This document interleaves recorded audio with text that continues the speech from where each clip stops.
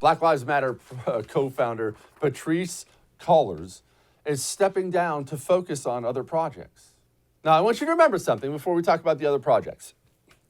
I want you to remember how this was sold to you, not only by the system, well, actually by the system, including half the Republican Party at least. In the wake of George Floyd's death, the entire system told you that black people in America were brutally oppressed by racist police officers across the country, and you have some special privilege if you're white or something like that. And it was all this bunch of white guilt crap. And that we have to get behind Black Lives Matter to improve the lives of black people. They are oppressed here, and we have to improve their lives. That's what we were told. In fact, we were waterboarded with that message by every part of the system in the wake of George Floyd's death. Well, what we know now, we went over the stats, I believe it was on a show we did last week, the crime stats in the black parts of the inner cities are through the roof.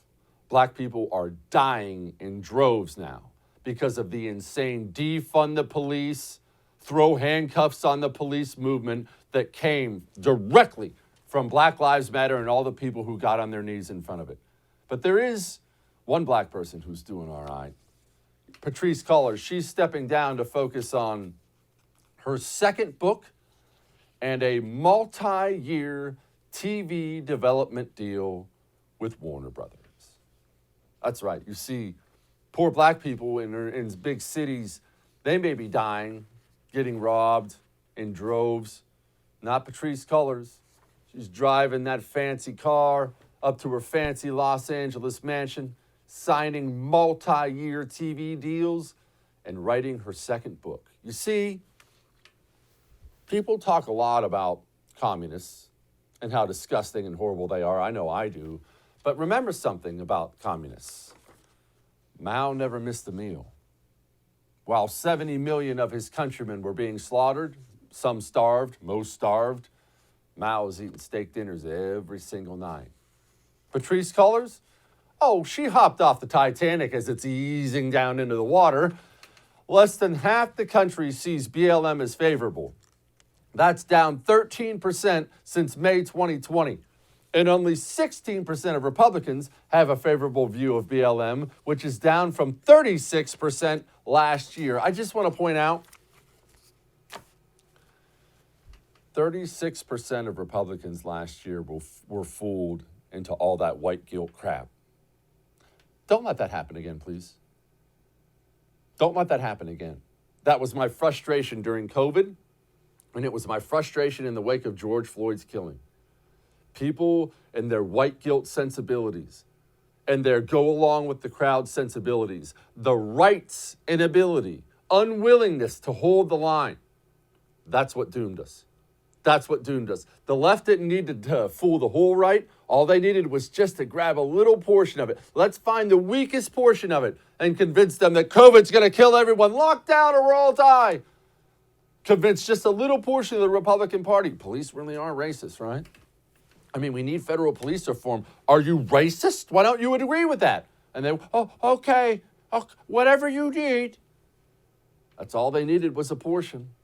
We have a lot of gutless cowards in our midst, and they've cost a lot of lives and a lot of livelihoods. How are we doing today? Well, we have domestic terrorist group Black Lives Matter. Yeah, it's backed by the United States of America. Black Lives Matter flags flying at U.S. embassies around the world.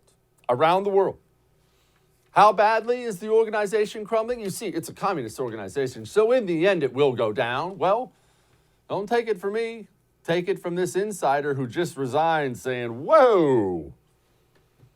In 2015, I was a founder of Black Lives Matter in St. Paul. I believe the organization stood for exactly what the name implies. Black lives do matter. However, after a year on the inside, I learned they had little concern for rebuilding black families, and they cared even less about improving the quality of education for students in Minneapolis. That was made clear when they publicly denounced charter schools alongside the teachers union. I was an insider in Black Lives Matter, and I learned the ugly truth. The moratorium on charter schools does not support rebuilding the black family. but it does create barriers to a better education for black children. I resigned from Black Lives Matter after a year and a half. Okay. One, I'm going to go ahead and give the man credit. It's tough to own up to mistakes, right? I mean, I've never made one, so I wouldn't know, but it's difficult to own up to mistakes. Hey, I screwed up. That's on me. That's a hard thing, especially for dudes. I can't speak for women. For dudes, that's a tough thing to do. So I do want to give him credit for that. But to him and to everyone else who was fooled, that whole disrupt the nuclear family thing, that shocked you? It was on the front page of their website. Remember, I pointed it out to you on this show 100 times. It was right on their website. It was right on the issues page. Why are people shocked when they discover easily available information? But I will give Black Lives Matter credit for one thing. The most cleverly named group in the history of all the communist groups.